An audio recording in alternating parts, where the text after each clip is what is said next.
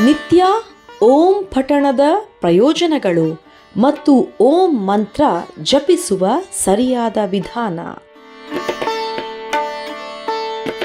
ಹಿಂದೂ ಧರ್ಮದಲ್ಲಿ ಓಂ ಮಂತ್ರಕ್ಕೆ ಬಲು ಮಹತ್ವವಿದೆ. ಇದು ಬ್ರಹ್ಮಾಂಡದ ಪವಿತ್ರ ಸಂಕೇತ, ಶಬ್ದ ಹಾಗೂ ಮಂತ್ರವಾಗಿದೆ. ಓಂ ಅನ್ನು ಬ್ರಹ್ಮಾಂಡದ ಮೊದಲ ಶಬ್ದ ಎಂದು ಅನೇಕ ಪ್ರಾಚೀನ ಗ್ರಂಥಗಳಲ್ಲಿ ಉಲ್ಲೇಖಿಸಲಾಗಿದೆ. ನಿತ್ಯ ಓಂ ಪಠಣ ಮನಸ್ಸನ್ನು ಶಾಂತಗೊಳಿಸಲು, ನಕಾರಾತ್ಮಕ ಶಕ್ತಿಗಳನ್ನು ಕಡಿಮೆ ಮಾಡಲು, ಆಂತರಿಕ ಶಾಂತಿ ತರಲು ಸಹಾಯಕ ಎಂದು ಹೇಳಲಾಗುತ್ತದೆ.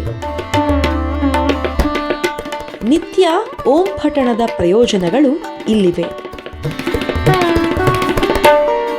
ಪ್ರತಿನಿತ್ಯ ಓಂ ಅನ್ನು ಜಪಿಸುವುದು ಒಬ್ಬರನ್ನು ದೈವಿಕ ಅಥವಾ ಉನ್ನತ ಶಕ್ತಿಯೊಂದಿಗೆ ಜೋಡಿಸುತ್ತದೆ ಎನ್ನುವ ನಂಬಿಕೆ ಇದೆ. ಈ ಮಂತ್ರದ ಪಠಣದ ಸಮಯದಲ್ಲಿ ಉತ್ಪತ್ತಿಯಾಗುವ ಕಂಪನಗಳು ನಮ್ಮ ನರಮಂಡಲದ ಮೇಲೆ ಶಾಂತಗೊಳಿಸುವ ಪರಿಣಾಮವನ್ನು ಬೀರುತ್ತವೆ ಎಂದು ಹೇಳಲಾಗುತ್ತದೆ.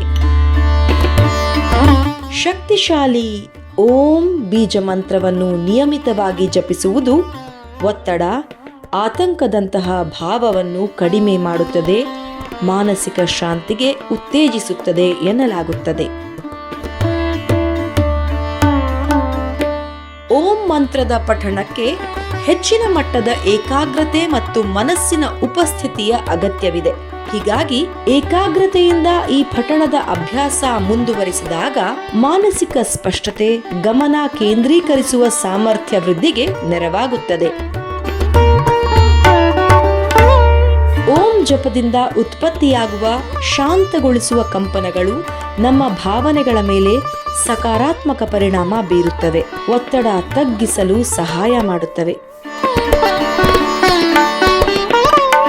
ಓಂ ಆಧ್ಯಾತ್ಮಿಕ ಬೆಳವಣಿಗೆ ಹಾಗೂ ಸ್ವಯಂ ಸಾಕ್ಷಾತ್ಕಾರಕ್ಕೆ ಪ್ರಬಲ ಸಾಧನವಾಗಿದೆ.